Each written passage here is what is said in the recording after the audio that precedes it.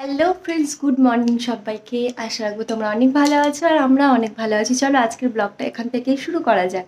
তো চলো, ফার্স্ট কিন্তু উঠে একদম ফ্রেশ হয়ে গেছি আর এখন চলে এসেছি রান্নাঘরে। রান্নাঘরে অনেক কিছু অলমোস্ট করে ফেলেছি, তোমাদেরকে একবার দেখিয়ে দিচ্ছি ঝটপট করে। চলো।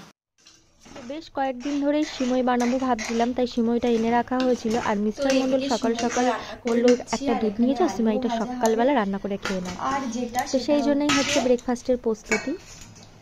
এখানে আমি রুটিও কিন্তু ভেজে ফেলেছি। তো আলু ভাজা, রুটি আর সিমই হচ্ছে আজকের ব্রেকফাস্ট। চলো ঝটপট করে আলুটাকে ভেজে নিই। তো এই যে আমার সকালের ব্রেকফাস্ট রেডি। কি করব বলো, নিজে হাতে সব জোগাড় করে তারপরেই হচ্ছে মানে আমাকে খেতে হবে। তো সেই জন্য সকাল সকাল করে নিলাম আর নিজের যা ভালো লাগে সেগুলোই জোগাড় করে নিয়েছি। তো যেহেতু খেতে তো হবেই। তারপর হচ্ছে এই দেখো, এদিকে নারকেল থেকে চিপে দুধ বার করা হচ্ছে। তার কারণ হচ্ছে হ্যাঁ, আজকে একটা দারুণ রেসিপি হবে। সেটা কি বলো তো? নারকেলের দুধ দেখে অবশ্যই বুঝতে পেরে গেছে অনেকেই। না না, তোমাদেরকে বলেই দিই, আজকে হবে চিংড়ি মাছের মালাইকারি। মিস্টার মন্ডল চিংড়ি মাছটা এনে রেখেছিল ফ্রিজে, কিন্তু আমার সময় মানে জন্য আর কি করাই হচ্ছিল না মাছটা। তো সেই কারণে আমি চিংড়ি মাছটা ভেজে নিয়েছি আর এখানে ভালো করে যেরকমভাবে তেলে মশলা কষিয়ে নারকেল দুধটা দিয়ে একটু ফুটে ওঠার পরেই আমি চিংড়ি মাছটা দিয়ে দিলাম।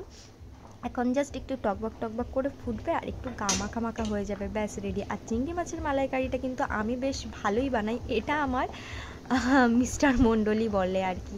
আর আমার তো খেতে ভালোই লাগে, আমি নিজে রান্না করে নিজে বেশ ভালোই খাই। আর আমার রান্না করতে ভীষণ ভালো লাগে। আর আজ বানিয়েছিলাম অনেক দিন পরে মাছ পাতায়, কারণ মিস্টার মণ্ডল ভোলা মাছ নিয়ে এসেছিলো বাজার থেকে। মাছগুলো একটু বেশি বড় ছিল, সেই জন্য আমার একটু অসুবিধা হচ্ছিল মানে সাজাতে পাতায়। তাও যা করে ম্যানেজ করে বসিয়ে দিলাম। তো এদিকে মাছ পাতাও হয়ে গেছে আর এইদিকে হচ্ছে আমার চিংড়ি মাছের মালাইকারিটাও হয়ে গেছে। তো আজকে যেহেতু সানডে আর রবিবার স্পেশালে মাছ পাতায়, উফ, ভোলা মাছ পাতায় কার কার ভালো লাগে অবশ্যই জানিও। মাছ পাতায় চিংড়ি মাছের মালাইকারি, ছোটো মাছের ঝাল, শাক ভাজা আর মোচার ছিল হচ্ছে ঘন্ট। এই ছিল হচ্ছে আজকের দুপুরে আমাদের মেনু। তো চলো এবার ঝটাপট করে স্নান করে আসি। আর স্নান করে কিন্তু ফাটাফাট করে এখন খাওয়া দাওয়াটা কমপ্লিট করে নিয়েছি। তো বেশ কিছুক্ষণ পর মিস্টার মণ্ডল অনেক ফল এনেছিল, মাঝেও একদিন সোনারপুর গেছিলো, তো সেইগুলোই কেটে নিলাম। আর এখন খাওয়া দাওয়া হবে। আর খাওয়া দাওয়ার পরে কি আর কাজ আমার বলো, একটু ঘুমিয়েই পড়বো।